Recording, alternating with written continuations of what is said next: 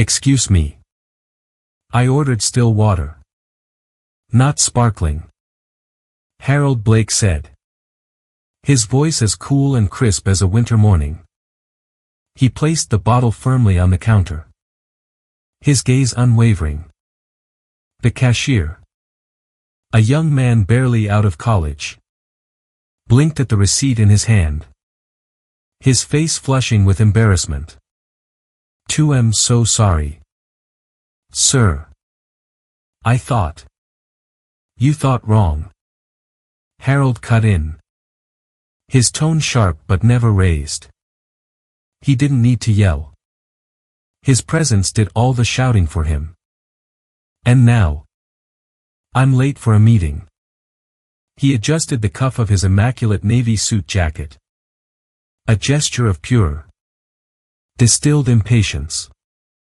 Behind him, the line at the bustling Manhattan corner market grew restless. The low hum of New York murmurs began to stir frustrated sighs. Impatient glances. And the subtle, judgmental shake of a head.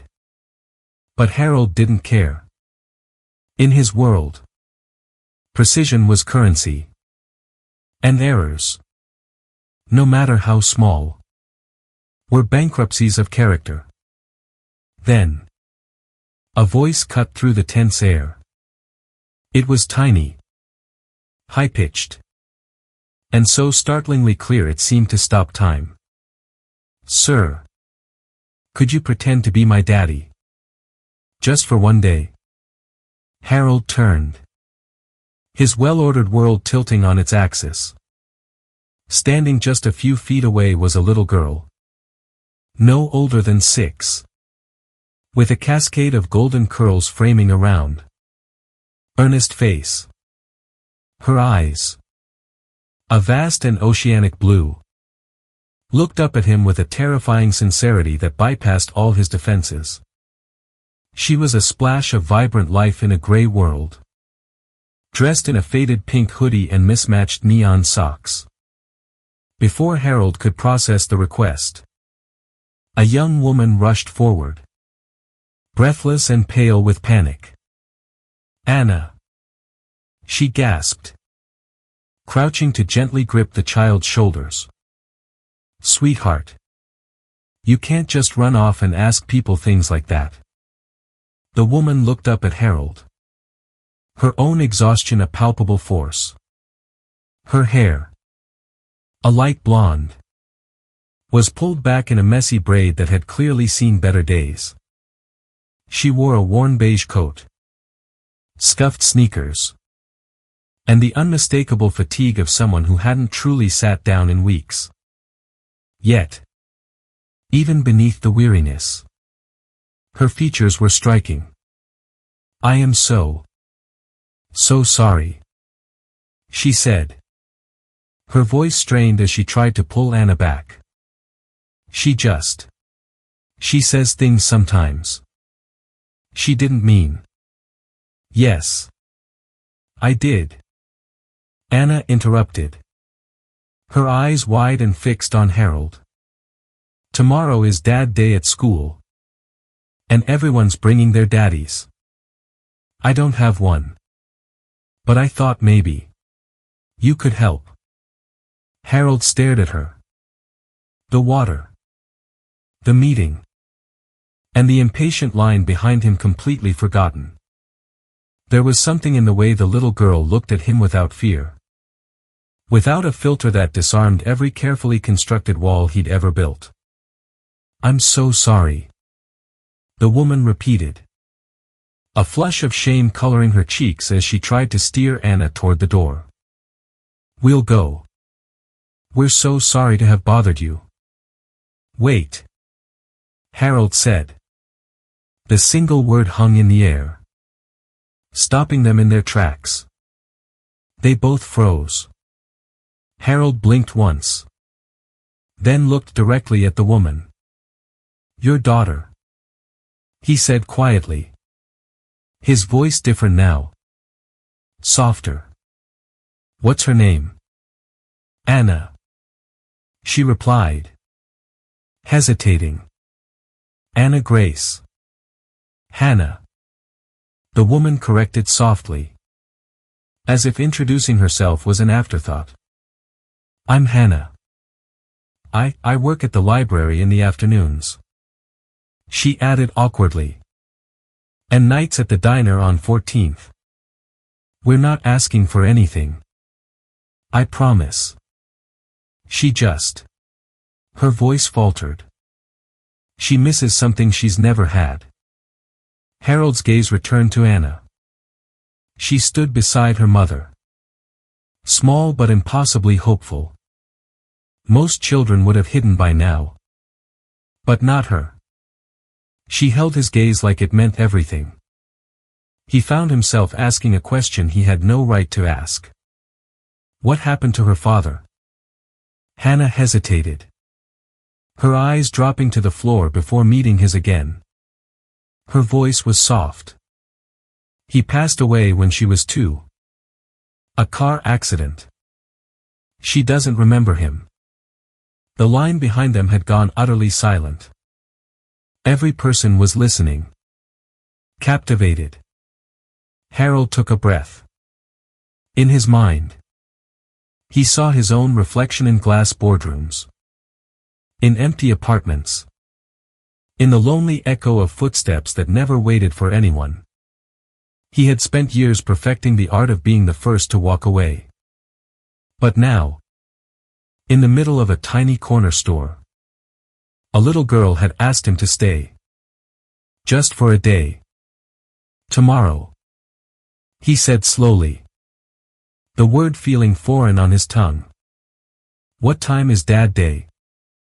Hannah blinked. Her expression a mixture of shock and disbelief. At her school. 10 a.m. But you don't have to. Really? I'll be there. He stated. Not as a promise. But as a fact. Anna's eyes lit up like the Rockefeller Center Christmas tree. Really? She whispered. The word full of awe. Harold gave a single, firm nod. But just for one day. A brilliant, radiant smile broke across Anna's face. And Hannah, too stunned to speak, watched as the man who looked like he owned the entire city crouched down to Anna's level. A hint of something dangerously close to a smile touched his lips. You'd better make a good schedule. He said. I don't do chaos. Anna giggled. A sound like tiny bells. And Harold Blake, the coldest man on Wall Street, walked out of the store. Not with still water. But with a promise he never, ever saw coming. The next morning, a sharp wind brushed against the worn brick of the city buildings. A cold reminder of reality. Hannah sat beside Harold on a bench outside Anna's school. Her hands wrapped tightly around a paper cup of lukewarm coffee she hadn't touched. She doesn't really understand what it means. Having a dad. Hannah said softly. Breaking the silence between them. She was just a baby when he passed. But kids notice things. They feel the shape of what's missing. Even if they don't know what to call it. Harold glanced down the sidewalk where Anna was skipping along the edge of the curb. Balancing like a tightrope walker. Her tiny backpack bounced with each step. A pale yellow ribbon, slightly crooked, was tied in her hair. She's bright. He observed. She's everything. Hannah replied. The truth of it hanging in the air. Harold said nothing. His hands folded neatly in his lap. His expensive watch glinting in the morning light. I didn't mean for her to put you on the spot yesterday. Hannah added. She's a little different. Special. But in ways that make her feel the gaps more than other kids do. I don't do kids. Harold said. Blunt as ever. I didn't think you did. Hannah answered. A faint, weary smile on her face.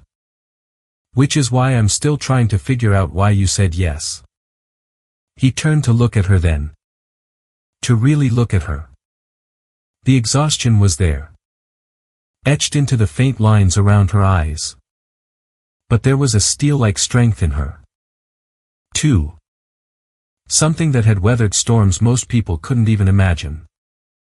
I'm trying to figure that out myself, he admitted quietly.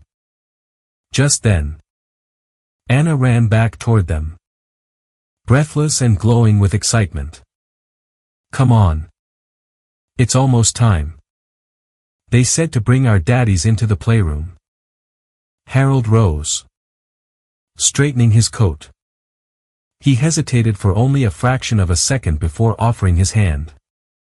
Anna grabbed it without thinking, her tiny fingers wrapping around his with an implicit trust that struck him to his core. As they walked into the school, Hannah followed behind, watching the way her daughter looked up at Harold, as if he were someone she had always known, someone who had always been there. The classroom was a controlled whirlwind of finger paints, cardboard forts, and construction paper name tags that read, Daddy and Me. Harold stuck out like a sore thumb, 6 feet of business casual steel in a sea of sneakers and fleece jackets. But Anna didn't care. She pulled him from one station to the next, giggling as he awkwardly tried to cut star shapes and stumbled through a game of hopscotch. The other parents eyed him curiously. A few recognized him from the financial pages, but no one dared approach the enigma with a paper crown on his head. Then came story time. The children curled up on beanbags while their fathers read to them. Anna climbed into Harold's lap, settling herself in as if it were the most natural thing in the world, and handed him a book with a crayon-drawn cover. My daddy is a superhero. Harold hesitated. Read it, Anna whispered, her breath warm against his shirt. And so, he did. His voice, so often used for boardroom takedowns and investor calls, softened as he read each line. Halfway through, Anna leaned her head back against his chest and closed her eyes. You feel safe, she murmured sleepily. Like a real daddy. Harold's chest tightened with an unfamiliar emotion. He looked up and saw Hannah standing just outside the classroom window, watching them, her eyes glistening with unshed tears. He looked back down at the little girl in his arms. She didn't want money. She didn't want a business deal. She just wanted a hand to hold. Just for one day. And somehow, in that moment, Harold realized he wanted to be that hand, even if he didn't yet know why. The day was filled with a magic he hadn't anticipated. At the Play-Doh table, Anna molded a tiny family of 3, a little girl, a blonde-haired mommy, and a tall, suited man with round Play-Doh glasses. That's us, she whispered conspiratorially. Just for today. Harold stared at the figures, a knot forming in his throat. Then came circle time. Today, the teacher, Miss Lynn, announced, we're going to share one story, real or imaginary, about something your daddy does that makes you happy. Harold felt Anna squeeze his hand. She stood, tiny and glowing. My daddy takes me on adventures, she began, her voice clear and strong. We go on big walks through cities and have tea with tigers. He wears a cape under his work clothes and never lets monsters in the closet. He reads me stories that make me dream. He's strong and quiet, But when I laugh, he laughs too. The room stilled. Even the most distracted children paused to listen.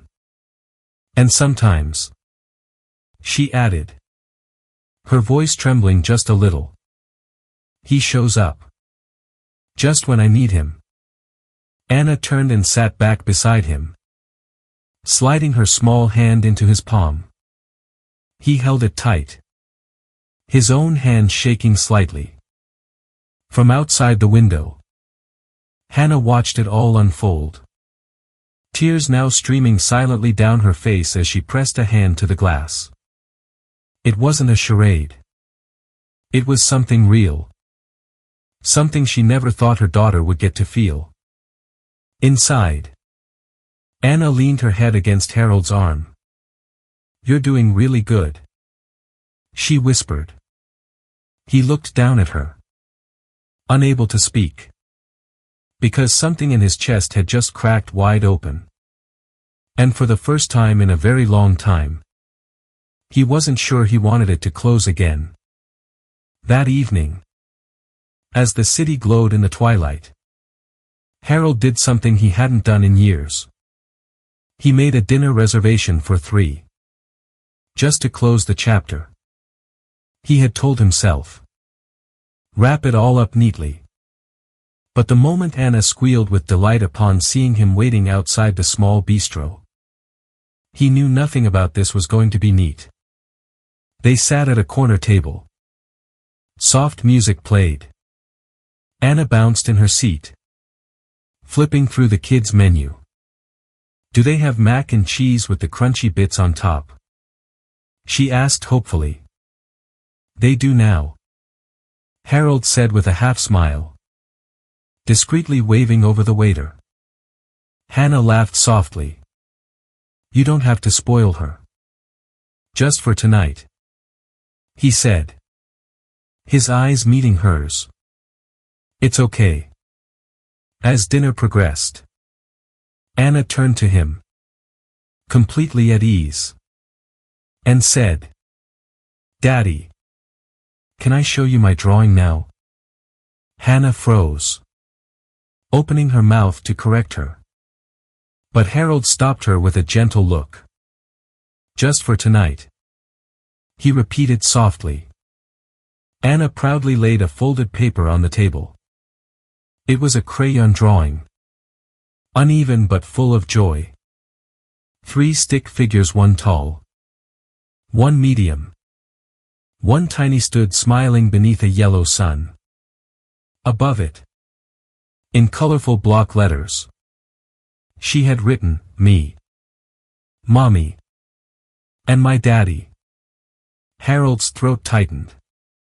He stared at the paper, seeing a life he had never dared to imagine. "It's us," Anna said proudly. The silence that followed wasn't awkward. It was sacred. Slowly, Harold set down his fork. His voice was quiet, cracking at the edges. "I had a son," he said, the words tasting like rust. "And a wife. Her name was Elise. Our boy's name was James." He had dark hair and big questions. He always wanted to know how everything worked. Hannah listened, her expression full of a gentle, profound empathy.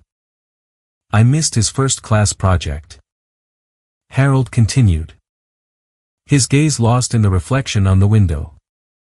"The one where dads come in and help build volcanoes. I told him I'd make the next one. I had work. Always work. That morning, Elise begged me to go.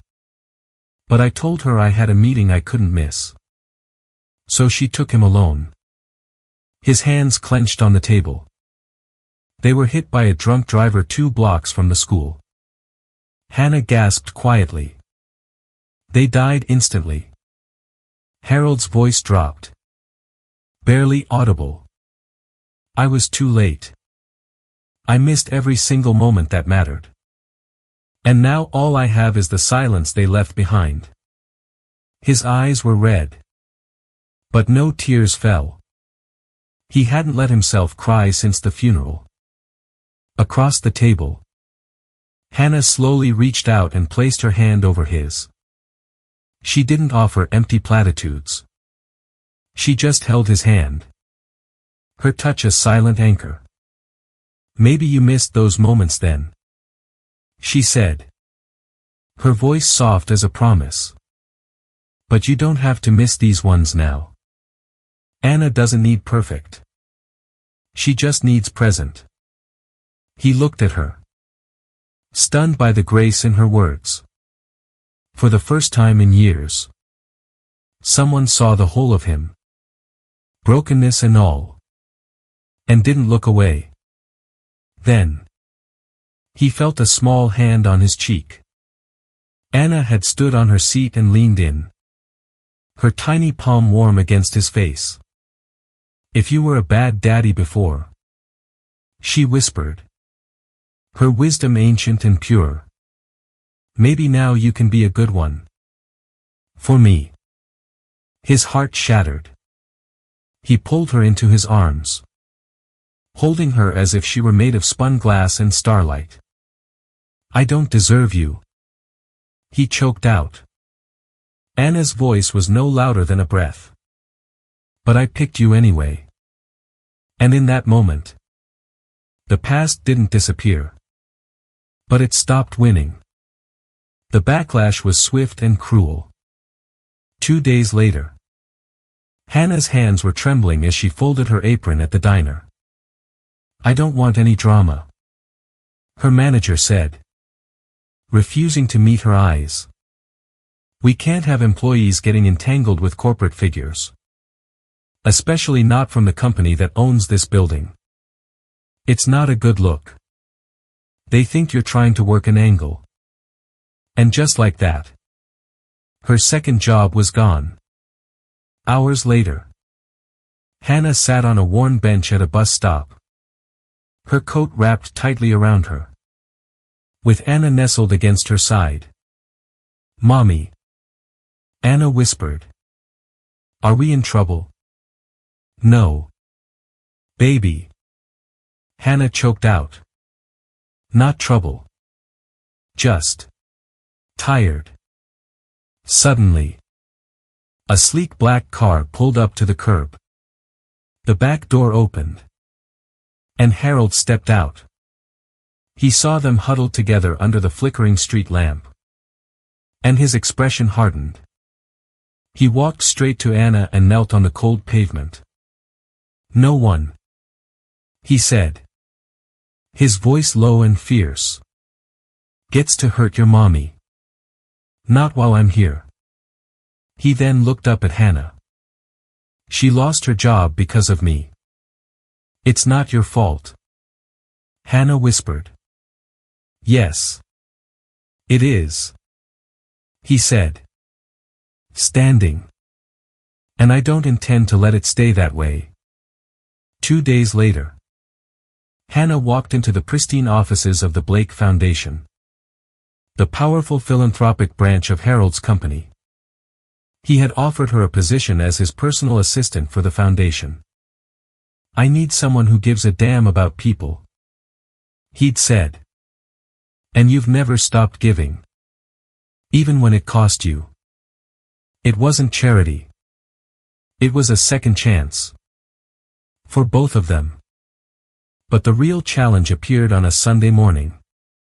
Daniel Marks, Hannah's brother-in-law, a man she hadn't seen in years, stood on their porch. His expression stern. I heard you're letting some CEO play house with my niece, he said coldly. I'm filing for legal guardianship. A billionaire can't give her what she really needs: family. Morals. You're just desperate. The courtroom was cold and impersonal. Daniel's lawyer painted Harold as a temporary distraction. A wealthy outsider. What's best for Anna is blood. Stability. Daniel argued. Not a fantasy. The judge looked down from his bench. And does love matter in this court? Mr. Marks.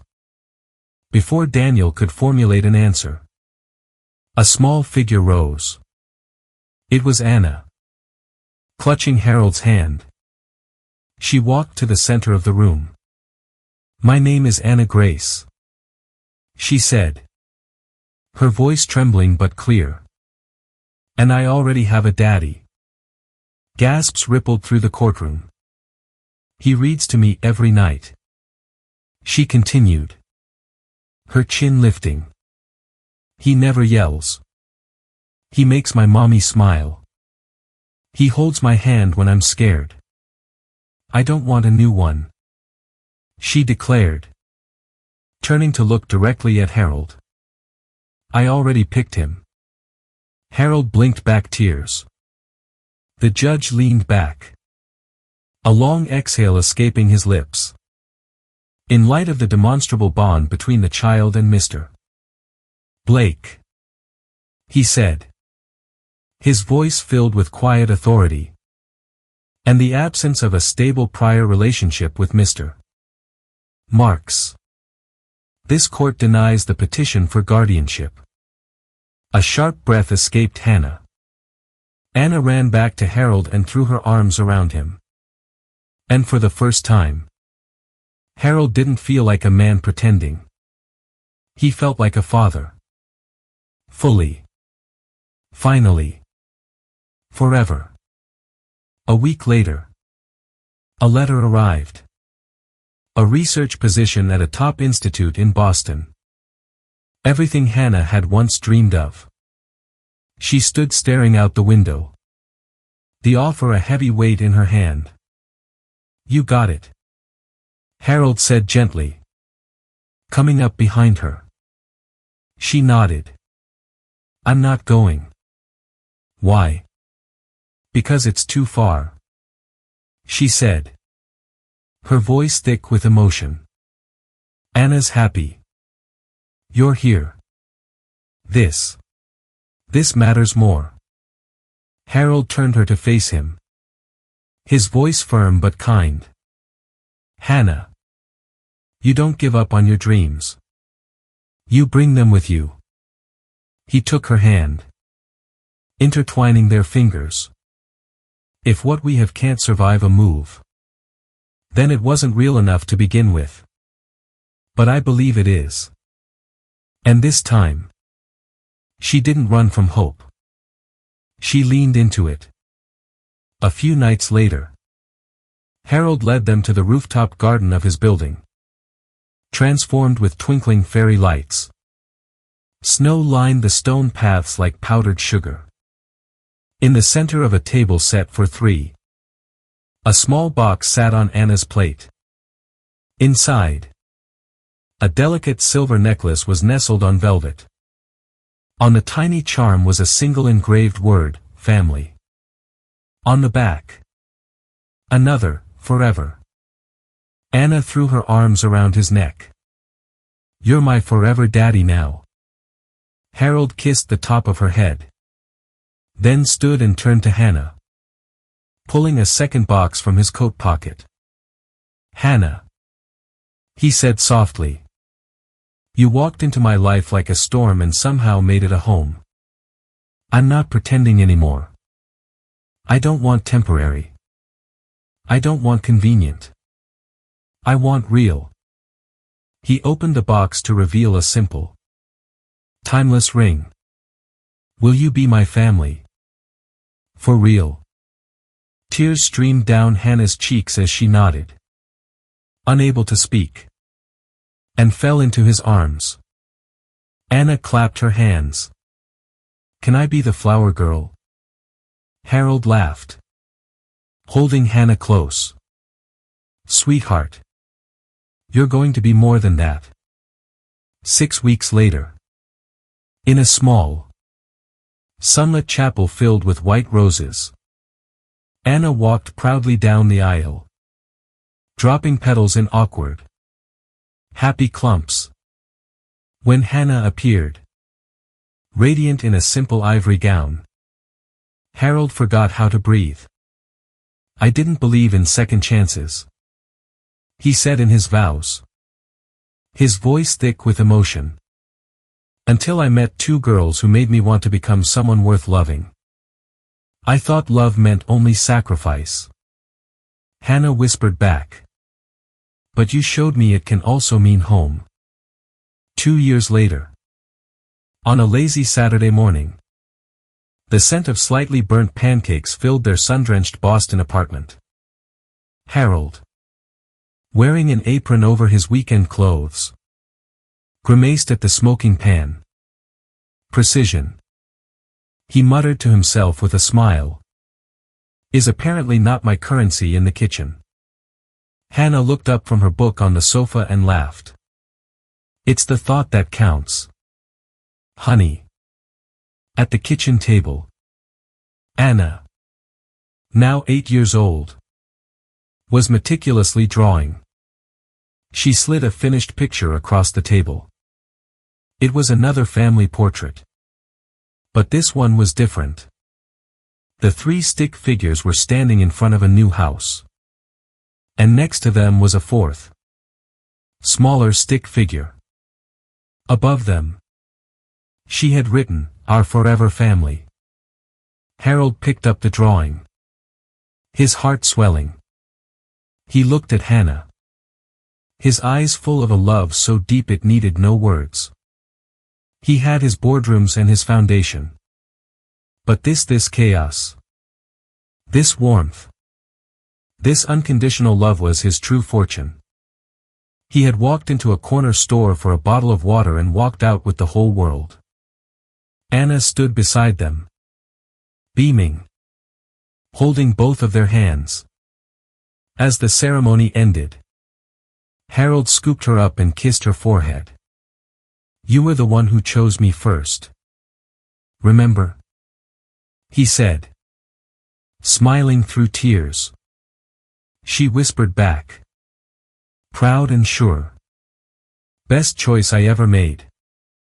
That night, as snow fell quietly outside, the 3 of them danced in the living room, barefoot and laughing, to the silent music of their own joy.